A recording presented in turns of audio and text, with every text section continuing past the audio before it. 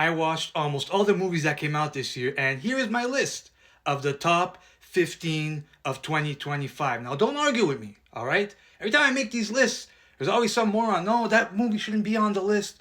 Or that shouldn't be the sixth best movie of the year. That should be the fourth. Listen, it's all about personal taste. This is my list. Number 15 on the list is Wake Up Dead Man. This is the third installment in the Knives Out trilogy. I love these movies. I like the performances in this. It's also a beautiful movie. The cinematography, the use of colors and lights, love it. Number 14 on the list is Begonia. Now, Begonia is directed by Yorgos Lanthimos, who makes very strange movies. And this one is very strange, but it's the most accessible of all Yorgos Lanthimos' work. Jesse Plemons is great in this movie, as is Emma Stone. Fantastic. 13 is 28 years later. I had a blast with this movie. A good old-fashioned zombie horror flick. I loved it. There's zombie hunting with bows and arrows. How can this movie go wrong? Number 12 is Mission Impossible: The Final Reckoning. A good old-fashioned summer blockbuster. Listen, I like this franchise. I know sometimes things are a little bit tacky. Not all the acting is great. There's some questionable things, but every movie in this franchise is fun to watch. So many scenes in this movie were so much fun to watch. The airplane scene. Also, the villain of the movie is AI. That's fantastic. Watching this on a giant IMAX screen was one of my favorite theatrical experiences of the year. Listen, there's one scene where, if you watch the movie, you know what I'm talking about. Tom Cruise's character. He's in a submarine. Every time he turns the wheel to open the gate, the aspect ratio gets bigger and bigger as he's turning the wheel until the entire IMAX screen is filled up. And it's that kind of thing that satisfies a movie nerd's heart like me. Number 11, we have Sorry Baby.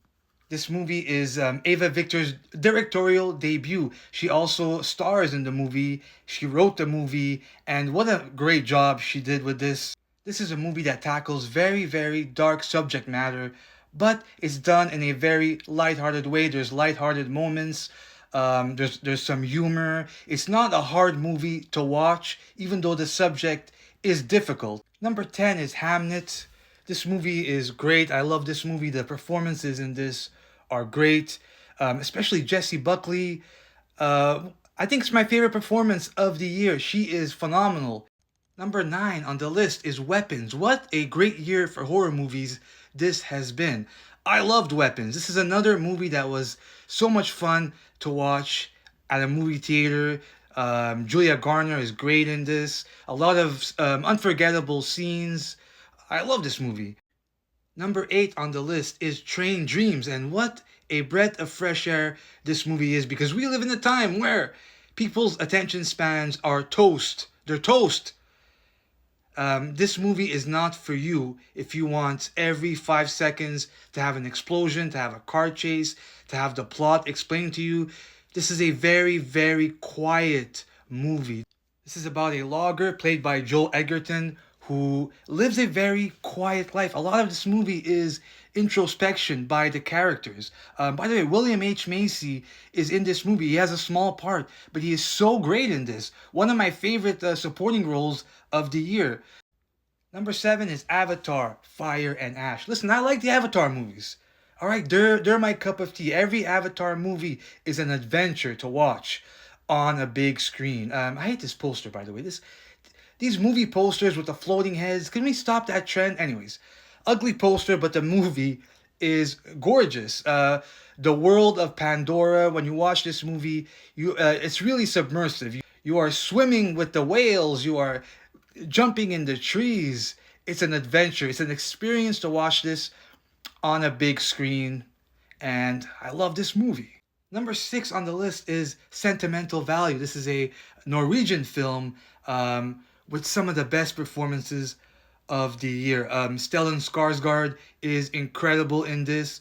Renate Reinsve, great. The whole cast, Elle Fanning, everyone in this movie is fantastic. Number 5 on the list, we have Marty Supreme. Timothy Chalamet, his performance in this is great. I love this movie. A lot of people This movie isn't what they expected. They wanted a biopic. They wanted a sports movie. They wanted a movie where you follow the life of a ping pong player as he slowly goes up to the ranks, and then he's an underdog, and then at the end it's a happy ending with a pretty bow on top. He becomes the best ping pong player of all time, and he has a family. And it's not like this. This is not a biopic. This is a character study, and not everyone likes those movies, but I do. And so Marty Supreme is my number 5 movie of 2025. Number 4 on the list is the South Korean film No Other Choice by Park Chan-wook. I absolutely love this movie. This is about a paper mill manager whose job gets eliminated.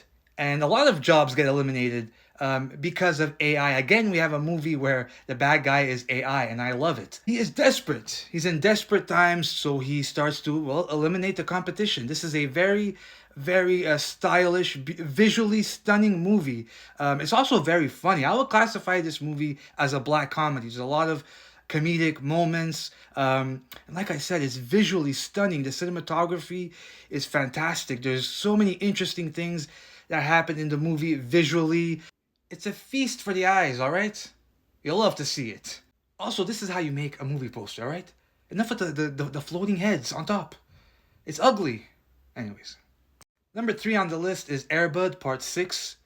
I love that movie. The Golden Retrievers. No, I'm just kidding. Number 3 is Frankenstein. Gothic horror. Gothic horror is my thing. That's my cup of tea. That's my bag. And so I'm not surprised that this movie is so high up there on the list. What Guillermo del Toro has made here is a beautiful adaptation of the Mary Shelley novel. Again, you have a movie with so many good performances. Jacob Elordi as the creature is amazing. You have Mia Goth in this. She's fantastic. Oscar Isaac. Again, we have a movie that's visually striking. Another feast for the eyes. The score, the music. I love this movie. Not as much as Air Bud though, but still. Number 2 on the list is Sinners. This is another movie that was an incredible experience to watch at the movie theater.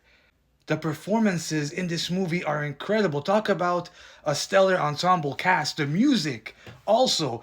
This movie is very musical. All the musical scenes in the movie, fantastic. Also, it's a gorgeous movie to look at. The cinematography, the way it's shot, unbelievable. There were some moments in the movie I felt like I was going to start levitating.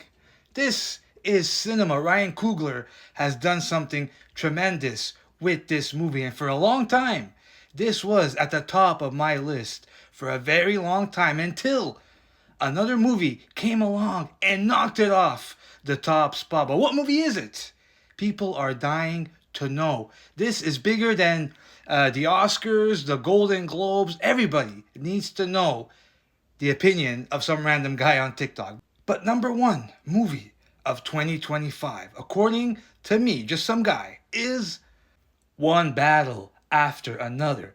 Again, here we have an unforgettable theatrical experience. So many scenes in this movie are unforgettable. The entire cast is stellar in this. It's also really funny. It's thrilling. Paul Thomas Anderson, one of my favorite directors, and he comes out with this. Fantastic. You have Leo, who is great in this. Sean Penn, one of his best roles. Chase Infinity. The list goes on and on. The whole cast is amazing. This movie rocks. And it's my number 1 movie of 2025. Movies are life. Life. Now, if you'll excuse me, I'm going to have 2 small beers.